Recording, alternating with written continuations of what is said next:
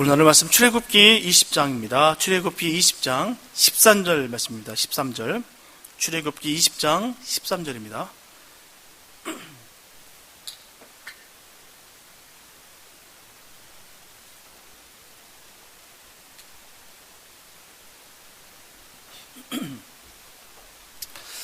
출애굽기 20장 13절 말씀입니다.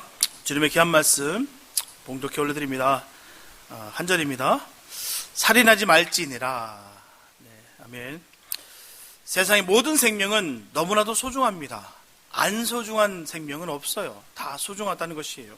그렇기 때문에 세상에서 가장 잔혹하고 용서받지 못할 사람들이 바로 자신의 안위와 부와 명예를 지키기 위해서 다른 사람의 생명의 존엄성을 무시하고 사람을 학살하는 것입니다.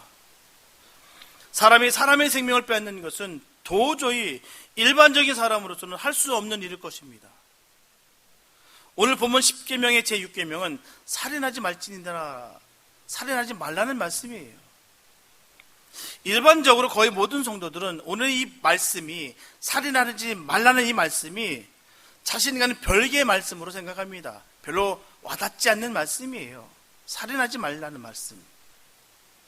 왜냐하면 다른 사람들에게 물리적인 행사로 살인한 적이 없기 때문입니다. 누굴 죽여본 적이 없기 때문이에요. 나랑 상관없는 겁니다. 분명히 이 계명을 문자적으로만 이해한다면 그럴 수가 있다는 것이죠. 하지만 예수님께서는 우리에게 살인에 대한 그 의무를 분명하게 말씀하시기를 누구든지 형제를 미워하는 자마다 이미 그 마음에 살인자다라고 얘기했습니다. 그게 바로 살인이야. 그게 살인자라는 것이야. 라고 분명히 예수님께서 말씀하셨습니다. 이렇게 살인의 범위는 매우 광범위하다라는 것이죠. 직접적으로 행위의 살인 행동은 물론 살인이지만 폭력까지라도 살인에 포함이 된다는 말씀입니다. 뿐만 아니라 타인을 분노케 하는 그 행위나 동기, 또한 분노한 마음은 물론이고 그 동기에 이르기까지 살인의 범주에 다 포함된다라고 지금 주님은 말씀하고 계시는 것이에요. 이와 같이 살인하지 말라는 계명은 단순한 육체적 생명뿐만 아닙니다. 그 영혼에 관계되는 것까지 모든 행동을 금하고 있음을 알 수가 있습니다. 그러므로 우리는 마음과 몸이 항상 선함과 사랑이 가득 채워지지 않는 이상 언제 이러한 감정의 충동에 사로잡힐 소지가 너무나도 다분히 잠재되어 있다는 것이죠. 오늘도 주님 주신 귀한 계명을 통해서 우리의 믿음과 신앙을 바로 세우는 복된 시간이 되었으면 좋겠습니다. 첫째, 살인자는 영생이 없습니다. 오늘 제6계명은 살인하지 말라는 그 사람의 생명에 대해서 직접적으로 하신 말씀이에요. 생명은 소중하다. 그러니 살인하면 안 된다라고 분명히 우리에게 주시는 말씀입니다. 살인이라는 것은 결코 용서받지 못할 가장 큰 죄라는 것이에요. 여기서 살인을 의미하는 히브리어 언어 라차흐는 본래 의미가 산산조각으로 부수다라는 뜻입니다. 산산조각으로 부수다. 그런 의미를 가지고 있어요. 그래서 계획적인 살인을 뜻하는 것입니다. 그러나 비록 우발적인 살인일지라도 정상 참작대에서 형벌은 조금 낮게 나올 수 있으나 일론적으로 결코 비난을 받을 수밖에 없다는 것이죠. 용서받을 수 있는 죄는 아니라는 것입니다. 인류 최초의 살인사건은 창세기에 나오는 바로 가인이 아벨을 쳐 죽인 사건이에요. 이 사건은 최초의 살인사건이라는 그 사실 외에도 최초로 시도된 계획적인 살인이었습니다. 여기서 우리는 최초에 향하여진 그 살인의 계획과 또한 그 동기가 자신의 분수를 알지 못하고 분노하는 마음에 있었음을 우리가 볼 수가 있습니다. 욥기 5장 2절에 보게 되면 분노가 미련한 자를 죽이고 시기가 어리석은 자를 멸하느니라 라고 말씀하고 있습니다. 사실 분노의 감정은 누구나 가지고 있어요. 다 갖고 있는 감정 중에 하나가 분노입니다. 물론 분노의 감정은 대부분 나쁘지만 때로 분노도 거룩한 분노가 있다는 것이죠. 죄에 대한 분노, 불의에 대한 분노, 의로운 분노로서 이러한 분노가 없는 사람은 정의에 대한 열정도 없는 사람이기 때문이에요. 그렇기 때문에 그런 분노도 없는 것입니다. 그리고 성경에 보게 되면 하나님도 공의를 하실 때는 진노의 하나님이다라고 분명히 드러내셨습니다. 그러나 지금 욥기에서 말하는 분노는 잔인하고 파괴적이고 과격하며 다툼과 원한을 일으키는 그 기질을 말하는 것이에요. 그래서 분노는 인간의 가장 좋은 감정을 없애버립니다. 좋은 감정을 죽이는 거예요. 좋은 감정을 살해하는 것입니다. 그리고 정의, 명예, 진실까지라도 질식시켜버린다는 것입니다. 또한 분노의 감정과 더불어 시기의 감정은 어리석은 자를 멸한다는 말씀처럼 미련한 가인은 하나님께 드리는 제사가 실패함으로 말미암아 그의 마음속에서 시기심이 생기게 된 것이에요. 그리하여 동생 아벨을 죽였습니다. 이렇게 시기는 다른 사람이 나보다 훌륭하기 때문에 일어나는 바로 악한 감정입니다. 이처럼 시기는 마음의 평안을 빼앗아서 악행의 근원이 되는 것이에요. 가인의 살인사건을 통해서 시기로 시작해서 살인에 이르기까지 하는 모습을 우리는 볼 수가 있습니다. 또한 악한 생각들이 얼마나 참혹한 결과를 이렇게 가져오는지에 대해서 성경은 분명히 우리에게 증거 말씀 주시는 것입니다. 또한 성경은 많은 곳에서 살인에 대해서 더 구체적으로 이야기하고 있어요. 성경은 전하기를 이러한 살인은 단순한 살인만을 의미하는 것이 아니라는 것이죠. 사람이 살아가면서 부주의로 인한 그 살인 또한 조심하라는 것입니다. 신명기 22장 8절에 보게 되면 네가 새 집을 건축할 때에 지붕에 난간을 만들어 사람으로 떨어지지 않게 하라. 그 피 흐른 죄가 네 집에 돌아갈까 하노라. 분명히 주님이 말씀하십니다. 또는 행동으로 옮기지 아니하고 단순히 생각조차 오는 증오나 이 분노, 이 원한까지라도 금하라는 말씀이에요. 레위기 19장 17절과 18절 말씀 보게 되면 너는 내 형제를 마음으로 미워하지 말며 이웃을 인하여 죄를 당치 않도록 그를 반드시 책선하라. 원수를 갚지 말며 동포를 원망하지 말며 이웃 사랑하기를 내 몸과 같이 하라. 나는 여호와니라. 이 말씀의 중요성을 너무나도 잘 하셨던 그 예수님께서는 신약에서도 다시 한번 똑같이 강조 말씀하십니다. 마태복음 5장 21절과 22절 말씀 보게 되면 옛사람에게 말한 바 살인치 말라. 누구든지 살인하면 심판을 받게 되리라 하였다는 것을 너희가 들었으나 나는 너희에게 이르노니 형제에게 노하는 자마다 심판을 받게 되고 형제를 대어 나가라 하는 자는 공회에 잡히게 되고 미련한 놈이라 하는 자는 지옥불에 들어가게 되리라. 너무나도 엄미한 말씀이세요. 우리 주님께서 직접적으로 노골적으로 명확하게 우리에게 말씀해 주셨습니다. 여기서 라가는 히브리 언어 라카라를 헬라어로 음역한 것입니다.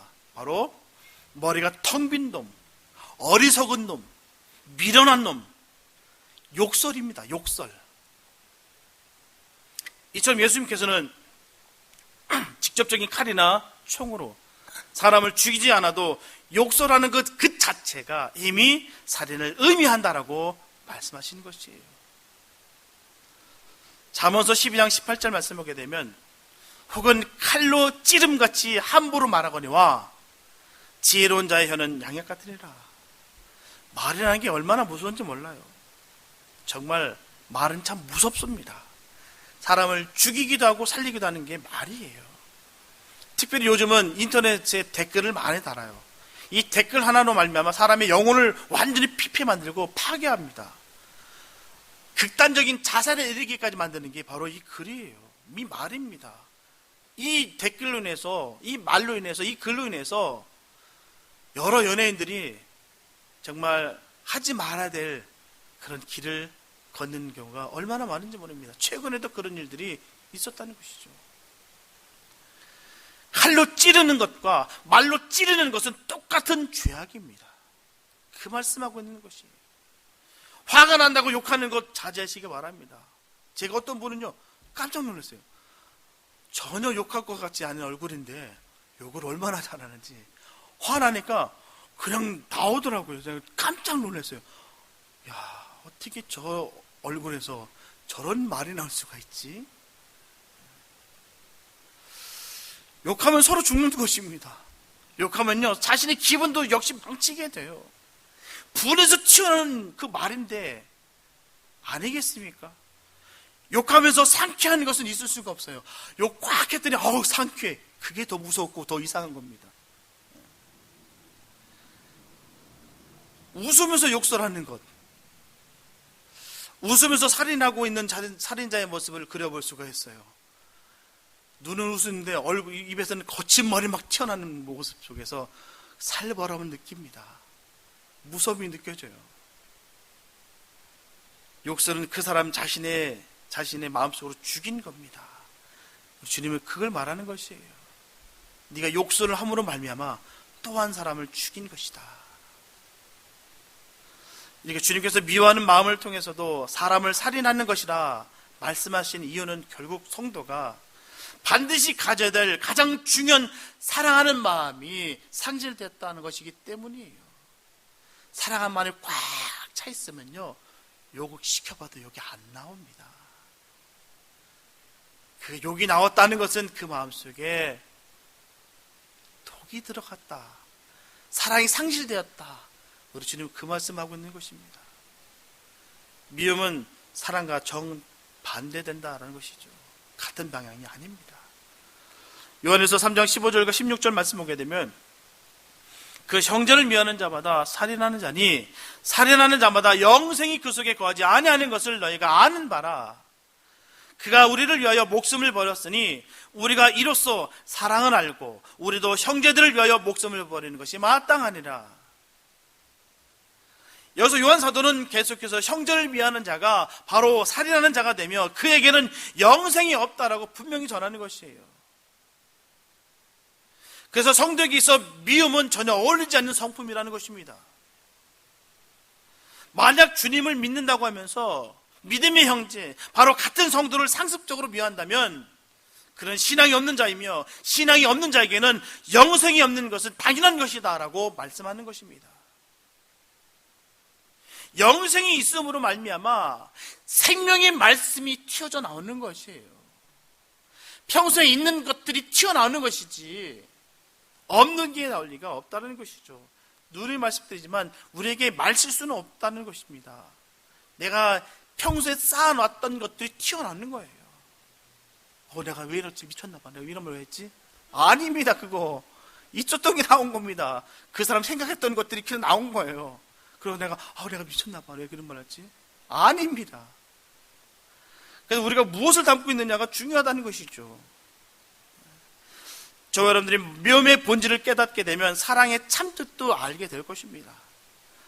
그 이유는 미움은 그 유래서부터 사랑과는 극렬한 대조를 이루기 때문이에요. 반대 방향입니다. 사실 미움은 모든 인간의 멸망을 꾀는 사단의 속성 중에 하나예요. 하나님의 마음이 아니고 예수님의 마음이 아닙니다. 사단의 속성이라는 것이죠. 사단은요, 인간들에게 미워하는 마음을 심어주어서 서로 미워하고 질투하고 시기하고 증오하며 분열을 일으키게 해서 서로 죽이고 싸우게 만든다는 것입니다. 결국에는 이웃도 죽이고 자신도 죽는 처절한 파멸에 이르게 한다는 것이죠. 사단의 계획입니다. 계략이에요. 근데 우리는 어리석게도 맨날 알면서도 속는 게 바로 이런 부분이에요. 맨날 알면서도 속아요. 분명히 하나님 역사가 아니라 이건 사단의 역사인데 알면서도 화가 나니까, 분이 나니까 그대로 딸려가는 겁니다. 이처럼 미움이 실제 행동으로 나타날 때에는 형제의 목숨을 빼앗는 살인도 저지르게 된다는 것이죠.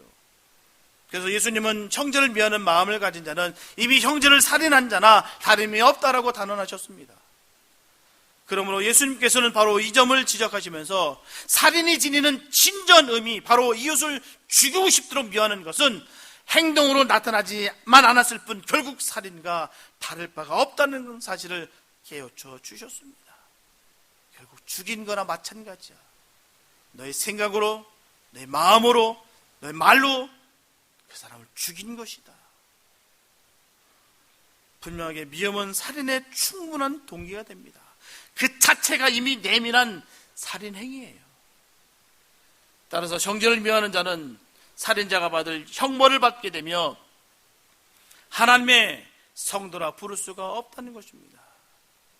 저와 여러분들은 목숨까지도 버리신 예수님의 사랑을 기억하시면서 주변에 보이는 형제를 반드시 사랑하시기 바랍니다. 그래야 살인하지 말라고 하신 계명을 지켜내는 우리 모두가 되시기를 바랍니다. 둘째, 자신의 생명을 소중하게 여겨야 됩니다. 구약에서 하나님께 사랑에 대해서 설명하실 때 가장 잘 알려진 성구는 레위기 19장 18절 말씀일 것입니다. 이웃 사랑하기를 내 몸과 같이 하라 라고 전하고 계세요. 이 계명은 너무나도 유명한 말씀으로 예수님은 이 말씀을 대강령이다, 바로 대계명이다 라고 말씀하셨어요. 그런데 이 명령의 핵심은 내 몸처럼, 네 자신처럼 이라는 말 속에 그 핵심이 있다는 것이죠. 대개 일반적으로 모든 사람은 다른 사람보다는 자신에게 먼저 관심이 있습니다. 그리고 다른 사람보다는 자신이 먼저 잘 되기를 바랍니다. 그게 일반적인 거예요. 미국의 베스트셀러 작가 스펜서 존스는 자신의 저서 행복이라는 그 책에서 전하기를 자기 자신을 소중히 여기지 않으면 어떤 일도 제대로 할 수 없고 그 누구도 소중히 여길 수 없다라고 했어요. 그런 자기 자신이 먼저 소중하게 여겨질 때 거기서 비롯되는 여유가 결국은 나와 관련된 상대방을 이해하는 것으로 이어지고 나아가 우리까지 이어짐으로 말미암아 행복해진다는 이야기를 전하고 있습니다. 자신도 사랑하지 못하면 다른 누군가를 사랑할 수 없으며 자신을 학대하고 미워하면서 다른 누군가를 사랑한다는 것은 그것이 바로 거짓이 될 수가 있다는 것입니다. 자신을 학대하는 사람은 남을 위한 배려나 사랑이나 섬김이 있을 수가 없습니다. 자신의 몸이 망가지는 것을 뻔히 아는데도 불구하고 해로운 음식을 섭취하는 사람은 다른 사람을 위한 여유가 없어요. 이거 먹으면 나한테 분명히 문제가 생깁니다. 당뇨 환자가 단거를 막 집어삼키면 큰일 납니다.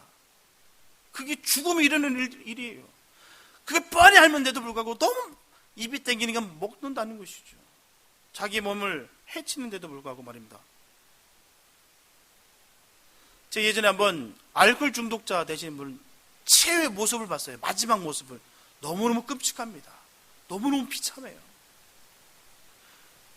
이게 막 심장이 막 헐떡헐떡거려요. 바로 죽음 직전이에요. 심장마비가 온 거예요. 너무 많이 마시니까. 그런데도 불구하고 마시더라니까요. 마지막 그 순간인데도 마시더라고요. 신고해서 그 911이 오기 전에 사망하더라고요. 그런데도 불구하고 마셔요. 그런 사람이 다른 사람을 섬길 수가 있겠습니까? 자기 몸도 학대하는 그 사람이 누구를 사랑할 수가 있겠습니까? 그만한 여유가 없다는 것이죠. 자기가 죽어가는 것을 뻔히 알면서도 하는 것은요, 결국 분명히 자신을 죽이는 행위입니다. 자기를 죽이는 죄예요. 하나님께서 주신 귀한 몸을 함부로 여기는 것입니다. 제가 저는 예전에 그 모터사이클 탔었거든요. 제가 딱 2번 죽을 뻔했어요. 그러고 나서 제가 딱 안 탔습니다. 얌전하게 타겠다, 다 거짓말이에요. 모터사이클은요, 더 위험하게 타고 싶어요. 더 재밌거든요. 처음에 제가 한번 사고 났을 때는요, 그런 산업도로가 다 공사가 끝나고 개통 날짜만 남았던 그런 도로였어요. 그래서 바리게이트 다 쳐 있는데 오토바이는 들어갈 수 있어요. 마음껏 땡겼습니다. 독일의 아우토반처럼. 독일의 아우토반 같은 경우는 속도가 늦으면 티켓 먹습니다. 교통이 방해된다고, 위험하다고. 거기는 제한 속도가 없어요. 그와 마찬가지 아무도 없는 그곳에서 제가 원껏 땡겼어요. 그러면서 더욱더 코너를 든데 더욱더 위험하게 꺾어야 더 재밌거든요. 그날따라 더 꺾었어요. 근데 그때 사고 났습니다. 꺾는데 탁 꺾어지면서 오토바이는 날아가고 제 몸과 분리가 됐어요. 그 순간 난 죽었구나 싶더라고요. 정말로 그 도로에서요.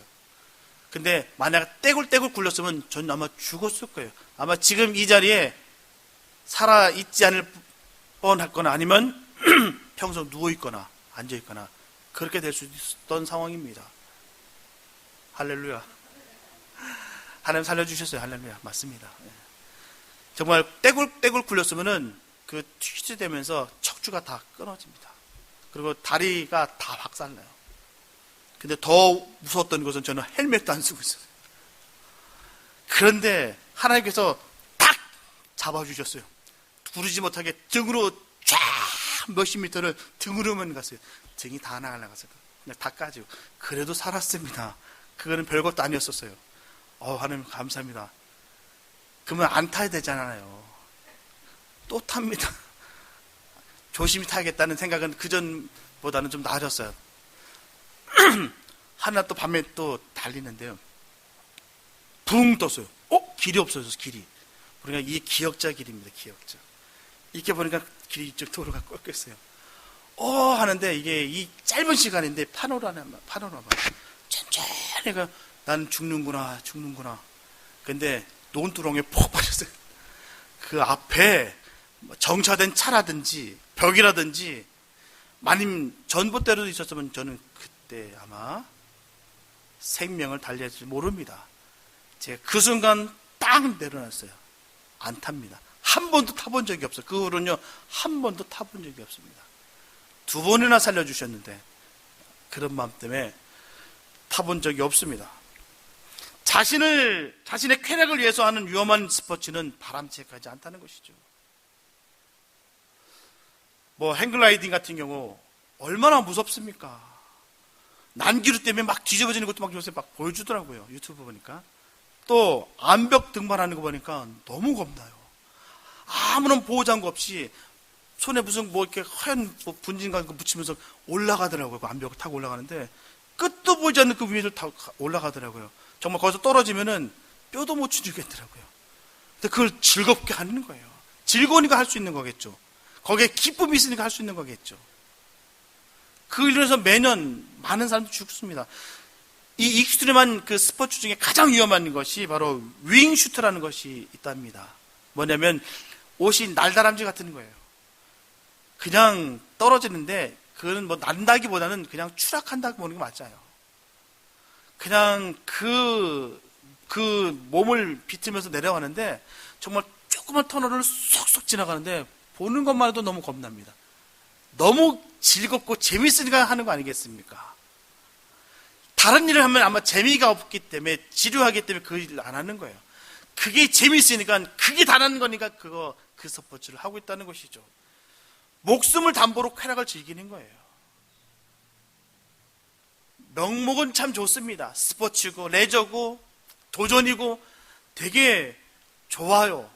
명분은 아름답게 잘 세웠습니다. 그러나 깊게 들어가면 이원론적으로 딱 따져보면은 바로 목숨을 담보로 한 쾌락인 것입니다. 자기의 쾌락을 크게 달하게 올리기 위해서 자기의 목숨을 그냥 내려놓은 거예요. 그래서 내 몸같이 내 이웃을 사랑하라는 것은 자기 몸에 대한 소중함이 전제되어 있다는 것이죠. 내 몸이 소중한 것을 알고 있어야 된다는 것입니다. 자신의 몸과 영혼을 소중하게 생각하는 사람은 자신을 절대로 학대하지 않습니다. 또한 사명을 아는 자, 하나님의 그 사랑을 아는 자, 절대로 자기의 몸을 학대하지 않습니다.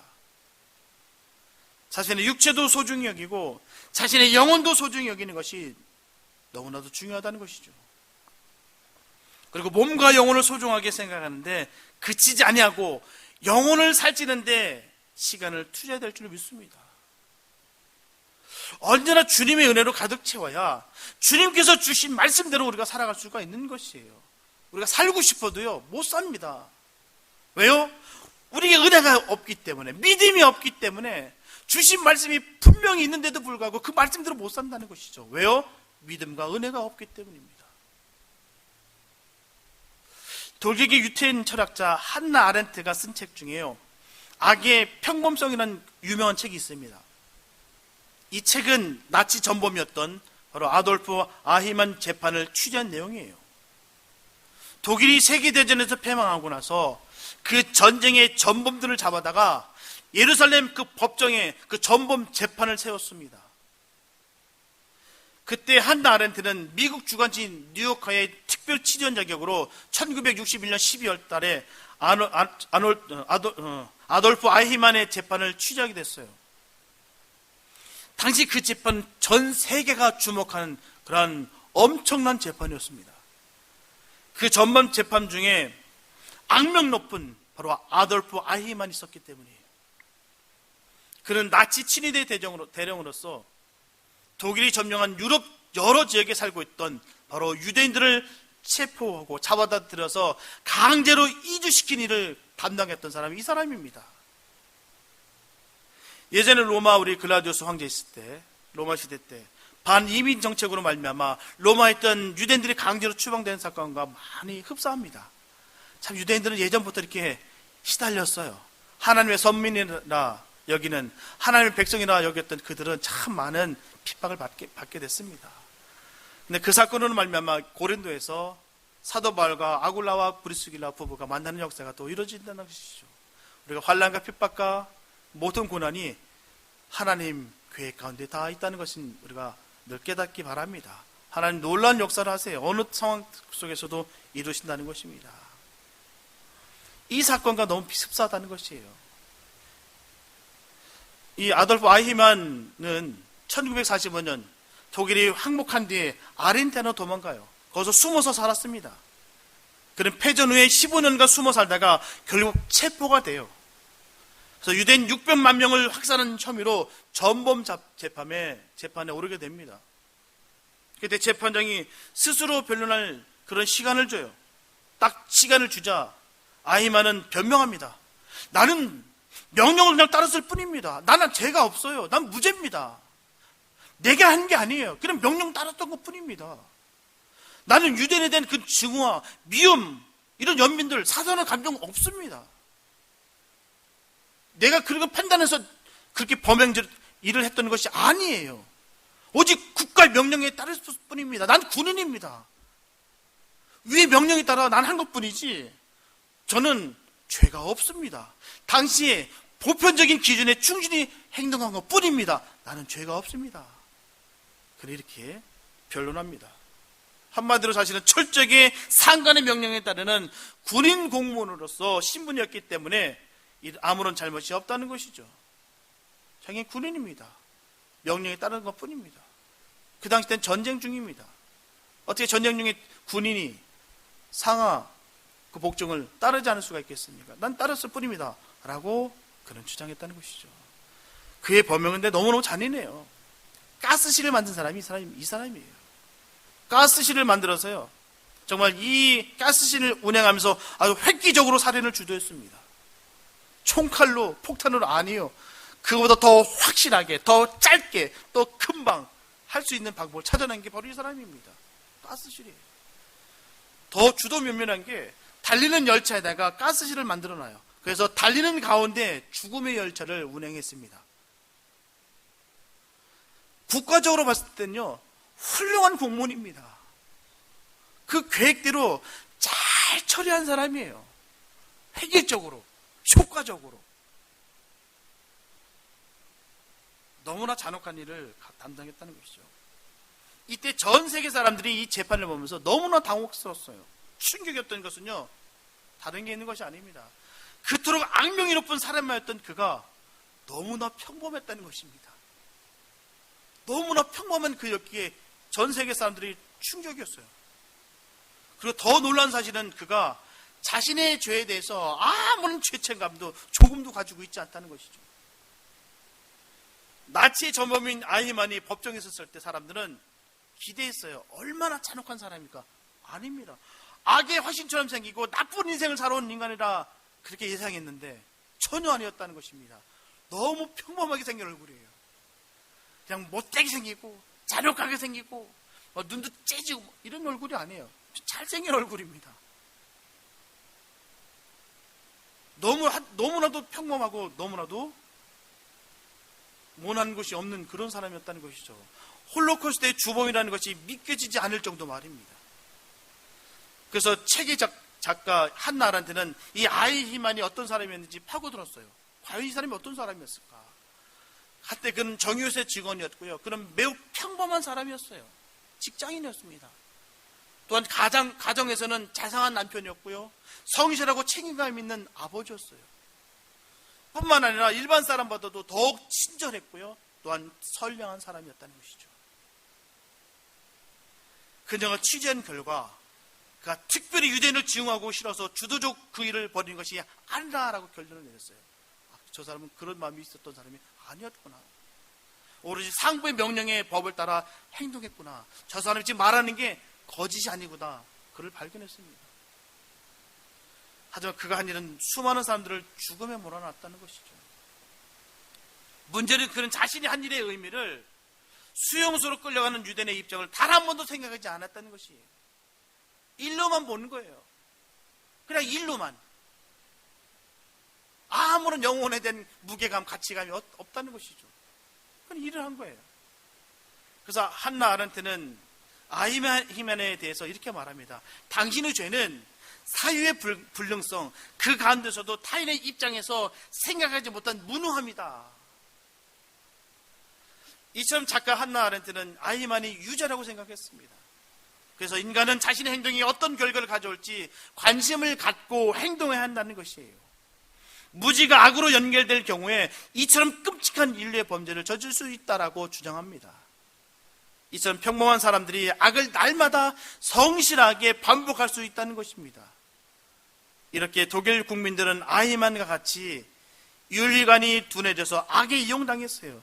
잠재적인 동조자여 공범이라 할 수가 있습니다. 또한 습관적으로 악을 덮고 인간으로서 도저히 이해할 수 없는 악한 일을 했다는 것이죠. 그래서 한나 아렌트는 이를 악의 평범성이라 불렀습니다. 악의 평범성. 특별한 사람이 그런 짓을 할 수 있는 것이 아니다. 평범한 사람들이 할 수 있다라고 정의를 내린 것이에요. 이처럼 사람은 누구나 범죄할 수가 있고요. 잔혹하게 변할 수가 있다는 것입니다. 성도 역시 마찬가지예요. 믿음 떨어지고 은혜 떨어지면요. 세상 사람들과 다를 바가 없다는 것입니다. 그 전까지 많은 내가 이적과 기사를 받고요. 내가 능력도 행했고 또 신앙 경력도 깊고 많은 내가 여러 해 체험을 하고 사역을 감당했다 할지라도요. 은혜 떨어지고 믿음 떨어지면 도루묵입니다. 말짱 꽝입니다. 그런 많은 일들 우리가 목도하지 않습니까? 저 사람이 어떻게 저렇게까지 망가질 수가 있지? 어떻게 저 사람이 저렇게까지 믿음을 버리고 저렇게 도망갔다 쓰러질 수가 있지? 그런 일들이 얼마나 비일비재한지 몰라요. 왜 그럴까요? 믿음과 은혜가 떨어졌기 때문입니다. 성도라는 것은 믿음과 은혜 떨어지면 끝입니다. 내 안에 생명 없으면 끝이에요. 그냥 교회 문턱만 밟고 가는 그런 인생으로 나락으로 떨어질 수 있다는 것입니다. 그냥 내가 한번 은혜 받았다고, 한번 내 구원의 확신이 한번 받았다고, 회개에 내가 쏟아져서 내가 정말 엄청나게 주님 앞에 내가 떼굴떼굴 굴렀다고 해서 일회성으로 끝나는 것이 아니다는 것이죠. 내 안에 생명이 없으면, 내 안에 주님의 주시는 그 은혜가 없으면, 그 믿음이 없으면 언제라도 우리는 세상 사람들과 똑같이 될 수 있다는 것입니다. 이 악의 평범성 말입니다. 그래서 자신의 생명이 너무나 소중한 것을 알면 다른 사람의 생명을 소중한 것을 잊지 말아야 될 줄 믿습니다. 분명하게 하나님께서는 모든 인간의 생명을 소중하게 여기세요. 저 민족은 죄가 많은 민족이기 때문에 안 사랑할 것이다. 아닙니다. 우리 또 싸움할 때 그래요. 저 사람은 말씀도 잘 안 듣고 또한 봉사도 안 하고 충성도 안 하니까 날 더 사랑할 거야. 이런 착각 속에 생각하지 마십시오. 그 영혼도 사랑하시고 내 영혼도 사랑하십니다. 그 영혼 때문에 주님께서 그 모든 것을 감당하셨다는 사실입니다. 우리 주님께서는 모든 생명을 소중하게 생각하세요. 사회적 위치가 높음과 낮음이 상관이 없고요. 지식이 많고 적음이 상관이 없고 가진 재물이 많고 적음이 상관이 없고요. 성격이 좋고 나쁨이 상관이 없습니다. 하나님께서는 어떤 영혼일지라도 그 영혼을 사랑하십니다. 그래서 하나밖에 없는 독생자들까지라도 우리에게 주신 것이에요. 우리 뭐 특별한 존재입니까? 우리도 죄덩어리예요. 특별히 뭐 우리가 더 낫다고 여기지 마시기 바랍니다. 똑같은 죄, 용서받은 죄인일 뿐입니다. 예수님의 보혈의 피 아니면 우리도 지옥 백성이에요. 그런 주님의 은혜 가운데 우리가 살아난 것 뿐이지 우리가 특별하다 여기는 것이 아니라 늘 감사와 은혜만 있게 되시기 바랍니다. 세상에 수많은 영혼들 다 사랑하세요. 나만 특별히 사랑하니까 난 죄 줘도 된다. 일찌감치 버리시기 바랍니다. 그 마음 준 건 그 사단이 준 거예요. 너는 특별해. 넌 죄를 져도 괜찮아. 네가 한 게 얼마나 많은데 넌 죄를 져도 괜찮아. 다 용서만 받았어. 이게 사단의 속삭임입니다. 주님은 똑같이 하나님의 법을 공의 하나님 되십니다. 똑같이 제 딸 되세요. 그래서 사회적 제도나 인종과 나라를 초월해서 어떤 영혼도 하찮게 여기지 않고 미워하지 않으며 섬기고 나누어서 사랑을 해야 되는 것이 바로 하나님의 자녀들의 모습일 줄로 믿습니다. 반드시 성도라면 자신의 몸과 같이 다른 영혼을 사랑해야 될 줄로 믿습니다. 이것이 바로 제6계명 살인하지 말라는 말씀을 따르는 것이에요. 저와 여러분들은 계획적이거나 우발적이거나 말이나 마음이나 그 어느 것일지라도 영혼에게 살인 같은 아픔을 주거나 상처를 입히지 마시고 주님을 사랑을 전하는, 주님의 그 사랑을 전하는 복된 주님의 사람들이 다 되시기를 예수님의 이름으로 축복합니다. 사랑하는 성도 여러분, 예수님의 삶이 죄악된 인간들을 구속하기 위한 철저한 사랑과 희생이었던 것을 알 때 성도들 역시 하나님과 이웃을 진실로 사랑해야 될 줄로 믿습니다. 주님께서 먼저 이러한 삶을 실천해 보이셨다는 것이에요. 따라서 성도들이 이웃과 더불어 나눠야 할 사랑은 실제로 내 몸을 움직여 봉사하며 자신이 가진 것을 나눠주는 사랑인 것입니다. 그러나 저와 여러분들도 아시다시피 이런 사랑을 우리 힘으로는 결코 할 수가 없다는 것입니다. 내 능력 갖고는 할 수 없다는 것이에요. 나의 것을 뺏어가고 나에게 나쁜 말을 전하는 사람을 사랑할 수 있다는 것은 오직 성령의 힘으로만 할 수 있는 것입니다. 그래서 우리가 성령 충만을 받으신 이유가 있는 것이에요. 성령을 받으시기 바랍니다. 성령 충만하시기 바랍니다. 예수님 나와 함께 하실 때만 가능한 것이에요. 늘 그 예수님을 늘 구주로 모시고 주님과 함께 동행하시기 바랍니다. 주님과 늘 동거하시기 바랍니다. 그래서 우리는 오늘도 성령 충만한 성도가 되어야 될 줄 믿습니다. 미움은 바로 살인이에요. 다른 게 있는 것이 아닙니다. 내가 칼들로 총으로 내가 사람을 죽였다고 살인 아니에요. 내 마음속에 미움을 품는 게 그게 살인입니다. 그게 바로 주님께서 우리에게 주신 말씀이에요. 늘 용서하고 섬기고 사랑하라. 그거 마땅한 너희들의 할 일이다 라고 전하시는 것입니다. 우리는 우리가 할 일을 할 뿐이에요. 그러면 모든 것들은 주님께서 역사하십니다.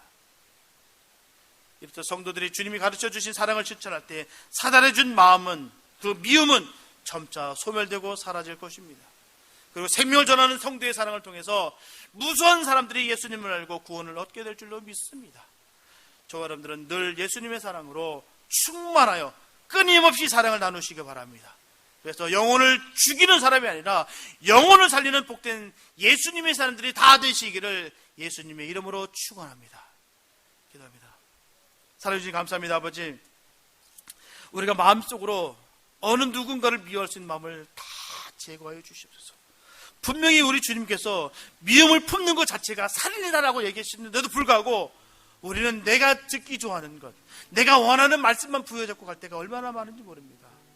아버지, 이 큰 죄를 지고 있는데도 불구하고 내 스스로 무지했기 때문에 이 악을 매일 생활 속에서 우리가 할 때가 얼마나 많은지 모릅니다.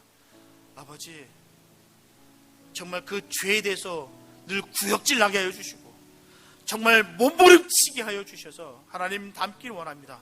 예수님과 함께 그 복된 길을 걷기를 원합니다. 주님, 영혼을 살리는 데 귀하게 쓰임받는 복된 자를 되게 하여 주시옵소서. 진정으로 주님의 그 뜻을 이뤄들 수 있는 복된 주님의 사람들이 되게 하여 주시옵소서. 주께서 함께 하실 믿사옵고 우리를 원하신 예수님의 이름으로 기도했습니다.